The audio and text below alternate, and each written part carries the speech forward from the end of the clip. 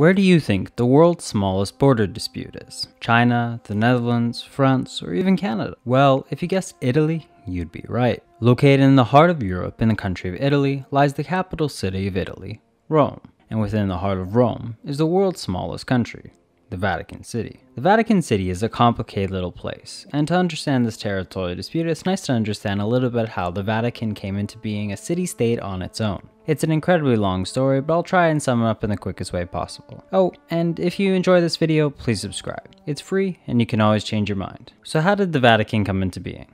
Well, in short, when Christianity was first getting started, a man named Simon Peter, or just Peter for short, came to Rome to start the first ever Christian church in the city. This was after God gave Peter the keys to heaven, which became a symbol of Catholicism and why there are keys on the flag of the country to this day. After Peter passed away, near where the Vatican now stands, there would be a long succession of people who would run this Roman church, and these guys became known as the popes. And yes, this was a long succession, which still goes on to this day. Fast forward a bit and the Roman Empire would end up collapsing in the Italian peninsula. But as the empire's power in the peninsula fell and got weaker, the Pope in the Roman Church would fill this power vacuum. Eventually, after many kerfuffles, the Italian peninsula ended up getting broken up into small city-state dominated countries. And one of these countries was a country where the Pope in the Roman Church became in charge. This country would become known as the Papal States. The Papal State would stick around for nearly a century, with the popes controlling most of central Italy and a few other enclaves throughout Europe.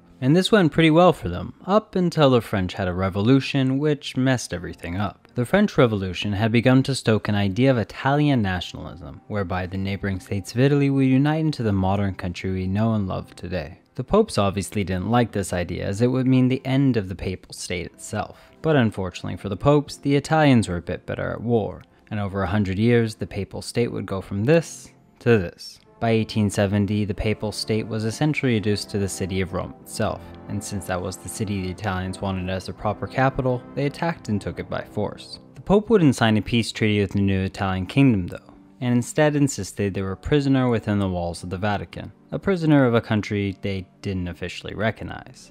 Part of this was that the Pope was hoping the Italian kingdom would collapse, so the French or some other Catholic power would help the Pope remake the Papal States like they had previously helped to do a few times in the past. This didn't happen though. Eventually, this Pope and several following popes would pass away, and a new Pope who was more open to negotiation with Italy was put in place. In 1929, the new Pope made a deal with the President of Italy at the time, and in this deal, the Pope would get to bring back the Papal State as a full-fledged independent country, although substantially reduced in size. The treaty between Italy and the Papal State became known as the Lateran Pact, which essentially smoothed out the relationship between the United Italian Empire and the Church. In the agreement, borders were set, along with an agreement on which buildings would get extraterritorial privileges, along with exemptions on taxes. Plus, the Vatican was given a bunch of money for its loss of territories and property. And of course, most importantly, the agreement also made it so the Vatican would get the world's smallest railway. Yes, that's a real thing. Both countries agreed the Papal State would get the area around St. Peter's Basilica, the largest church in the world, and some of the area that is surrounded by the Leonine Wall. This, in effect, would create the shortest international border on Earth at only 3.2 kilometers long, roughly around 2 miles. And the agreement was pretty solid, with the border drawn along the Leonine walls and with white paint where there weren't walls. And you'd think this border would be small enough not to have any discrepancies, but there was still one pressing question regarding the borders of this new country. The main piece at issue is a small strip of territory within the Vatican City, known most commonly as the Ricciolio d'Italia,